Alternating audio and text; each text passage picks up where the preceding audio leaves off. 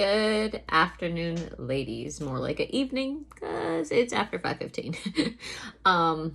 Crazy busy day for me today. I had to be out of the house at 5:45, get to office by 6:30. Completely forgot to set up for a training today because yesterday was crazy with building reports and things like that. However, it's all good today. Went successfully. Haven't gotten a workout in either, so I'll get that done a little bit later. But here we are, hopping on. We're gonna do the dang thing.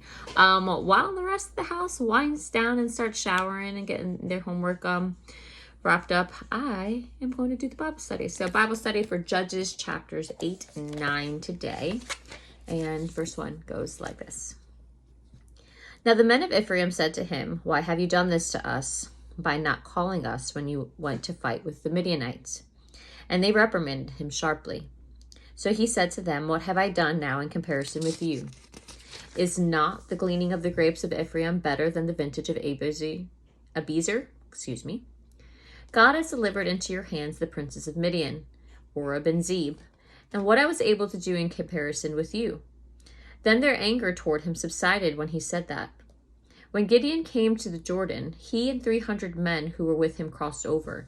Exhausted but still in pursuit, then he said to the men of Succoth, "Please give loaves of bread to the people who follow me, for they are exhausted, and I'm pursuing Zebah and Zalmunna, kings of Midian." Verse 6, and the leaders of Succoth said, "Are the hands of Zebah and Zalmunna now in your hand, that we should give bread to your army?" So Gideon said, "For this cause, when the Lord has delivered Zebah and Zalmunna into my hand, then I will tear your flesh with the thorns of the wilderness and with the briers." Then he went up from there to Penuel and spoke to them in the same way. And the men of Penuel answered him as the men of Succoth had answered. So he also spoke to the men of Penuel, saying, "When I come back in peace, I will tear down this tower." Verse 10, now Zebah and Zalmunna were at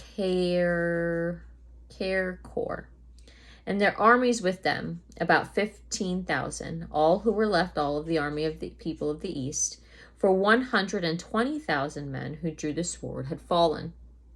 Then Gideon went up by the road of those who dwell in tents on the east of Nobah and Jogbehah, and he attacked the army while the camp felt secure. When Zebah and Zalmunna fled, he pursued them, and he took the two kings of Midian, Zebah and Zalmunna, and routed the whole army. Then Gideon the son of Joash returned from battle from the ascent of Heres. And he caught a young man of the men of Succoth and interrogated him, and he wrote down for him the leaders of Succoth and its elders, 77 men.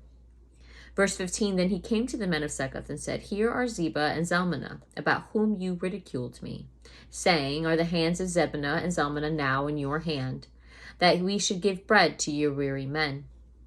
And he took the elders of the city and the thorns of the wilderness and briers, and with them he taught the men of Succoth. Then he tore down the tower of Penuel and killed the men of the city. And he said to Zebah and Zalmunna, "What kind of men were they whom you killed at Tabor?"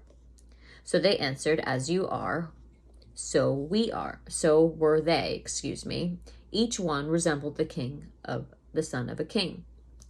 Then he said, "They were my brothers, the sons of my mother.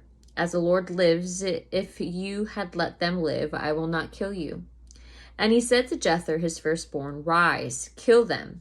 But the youth would not draw his sword, for he was afraid because he was still a youth. So Zebah and Zalmunna said, "Rise yourself and kill us, for as a man is, so is his strength." So Gideon arose and killed Zebah and Zalmunna and took the crescent ornaments that were on their camels' necks. Then the men of Israel said to Gideon, "Rule over us, both you and your son and your grandson also, for you have delivered us from the hand of Midian."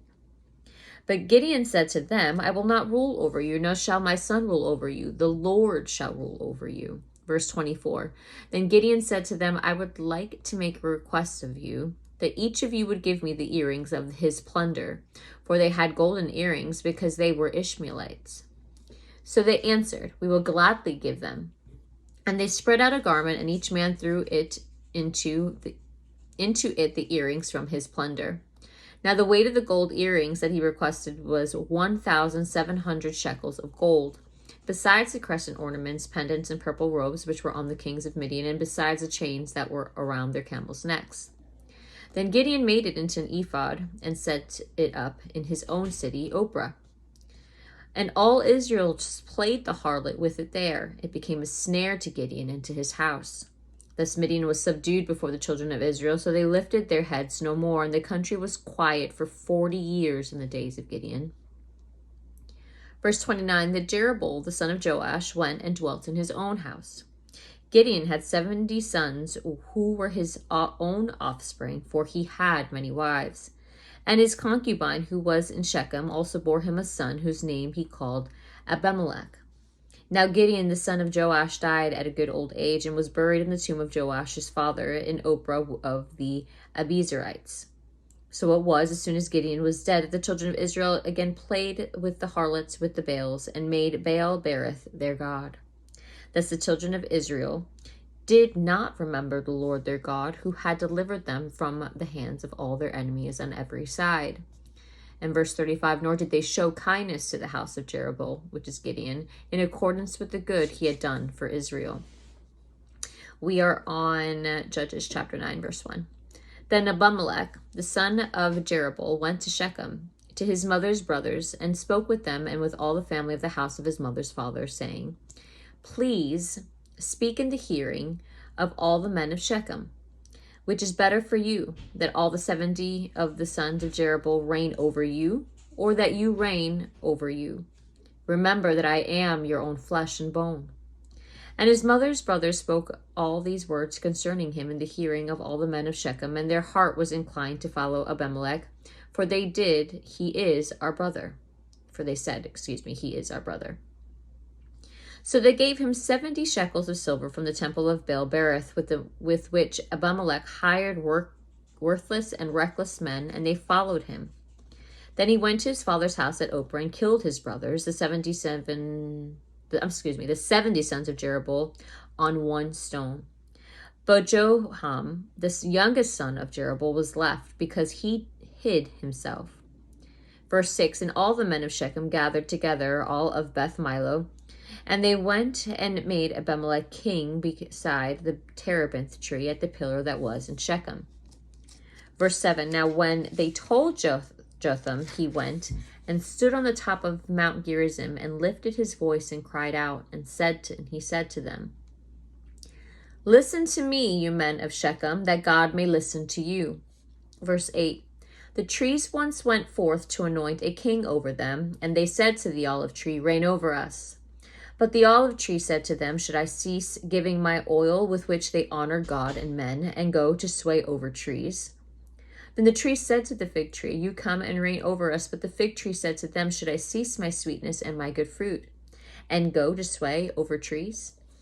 Then the tree said to the vine, You come and reign over us.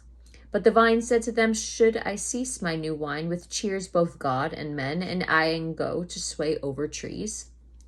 Verse 14, Then all the trees said to the bramble, You come and reign over us. And the bramble said to the trees, If in truth you anoint me as king over you, then come and take shelter in my shade. But if not, let fire come out of the bramble and devour the cedars of Lebanon. Verse 16, Now therefore, if you have acted in truth and sincerity in making Abimelech king, and if you have dwelt well with Jeroboam and his house, and have done to him as he deserves, for my father fought for you, risked his life, and delivered you out of the hand of Midian, but you have risen up against my father's house this day, and killed his 70 sons on one stone, and made Abimelech, the son of his female servant, king over the men of Shechem, because he is your brother. If then you have acted in truth and sincerity with Jeroboam and with his house this day, then rejoice in Abimelech, and let him also rejoice in you. But if not, let fire come from Abimelech and devour the men of Shechem and Beth Milo, and let fire come from the men of Shechem and from Beth Milo and devour Abimelech. And Jotham ran away and fled, and he went to Beer and dwelt them, for fear of Abimelech his brother. Verse 22, After Abimelech had reigned over Israel 3 years, God sent a spirit of ill will between Abimelech and the men of Shechem. And the men of Shechem dealt treacherously with Abimelech, that the crime done to the 70 sons of Jeroboam might be settled, and their blood be laid on Abimelech their brother who killed them, and on the men of Shechem who aided him in the killing of his brothers. And the men of Shechem set men in ambush against him on the tops of the mountains, and they robbed all who passed by them along the way. And it was told to Abimelech. Now Gal, the son of Ebed, came from his brothers and went over to Shechem, and the men of Shechem put their confidence in him. Verse 27, so they went out into the fields and gathered grapes from their vineyards and trod them and made merry. And they went into the house of their God and ate and drank and cursed Abimelech. Then Gal, the son of Ebed, said, who is Abimelech and who is Shechem, that we should serve him? He is not the son of Jeroboam, and he is not the Zebul, his officer.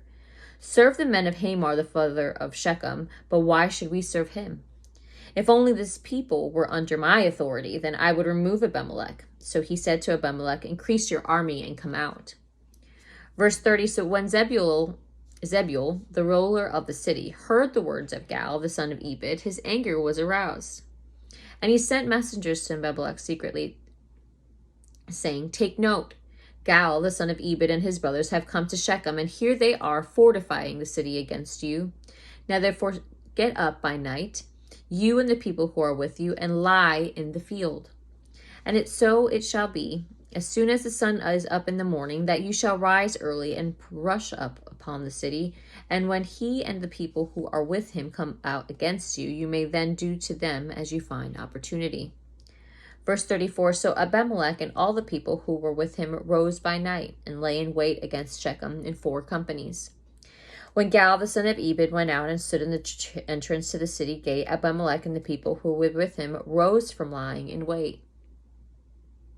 And when Gal saw the people, he said to Zebul, look, more people are coming down from the tops of the mountains. But Zebul said to him, you see the shadows of the mountains as if they were men. So Gal spoke again and said, see, people are coming down from the center of the land, and another company is coming from the diviners, a terebinth tree. Then Zebul said to him, where indeed is your mouth now with which you said, who is Abimelech, that you should serve him? Are not these the people from whom you despised? Go out, if you will, and fight with them now. Verse 39, so Gal went out, leading the men of Shechem, and fought with Abimelech, and Abimelech chased him, and he fled from him, and many fell wounded to the very entrance of the gate. Then Abimelech dwelt at Arumah, and Zebul drove out Gal and his brothers, so they would not dwell in Shechem. And it came about on the next day that the people went out into the field, and they told Abimelech. So he took his people, divided them into 3 companies, and lay wait in the field. And he looked, and there were the people coming out of the city, and he rose against them and attacked them. Verse 44, then Abimelech and the company that was with him rushed forward and stood at the entrance of the gate of the city, and the other 2 companies rushed upon all who were in the fields and killed them. So Abimelech fought against the city all that day. He took the city and killed the people who were in it, and he demolished the city and sowed it with salt. Verse 46, now when all the men of the tower of Shechem had heard that, they entered the strongholds of the temple of the god Berith. And it was told Abimelech that all the men of the tower of Shechem was gathered together. Then Abimelech went up to Mount Zalmunna, he and all the people who were with him. And Abimelech took an axe in his hand and cut down a bow from the trees and took it and laid it on his shoulder. That he said to the people who were with him, what you have seen me do, make haste and do as I have done. So each of the people likewise cut down his own bow and followed Abimelech, put them against the stronghold, and set the stronghold on fire above them, so that all the people of the tower of Shechem died, about 1,000 men and women. Verse 50, then Abimelech went to Thebez, and he encamped against Thebez and took it. But there was a strong tower in the city, and all the men and women and all the people of the city fled there and shut themselves in. Then they went up to the top of the tower. So Abimelech came as far as the tower and fought against it. And he drew near the door of the tower to burn it with fire. Verse 53, but a certain woman dropped an upper millstone on Abimelech's head and crushed his skull. Then he called quickly to the young man, his armor-bearer, and said to him, draw your sword and kill me, lest men say of me, a woman killed him. So his young man thrust him through, and he died. And when the men of Israel saw that Abimelech was dead, they departed every man to his place. Thus God repaid the wickedness of Abimelech, which he had done to his father by killing his 70 brothers, and all the evil of the men on Shechem, God returned on their own heads, and on them came the curse of Jotham, the son of Jeroboam. And that is all for today's Bible study.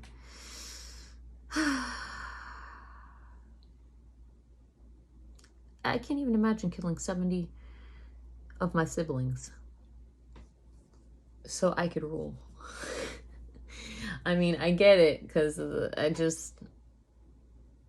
know. I don't know. People have been, making unwise decisions since back then, and, envying idols that they shouldn't be envying. So, as the world turns. However, I am now getting myself mentally prepared and chilled because it's time to make dinner. That it is. It is time to make dinner. Let's get people fed. Let's get a workout in and all that good stuff. And let's get evening ready so that way tomorrow it's Friday. It really is. So I hope you had a good day. And if you didn't, send me a message and I'll be happy to pray for you. But I will see y'all in the morning. Talk to you soon.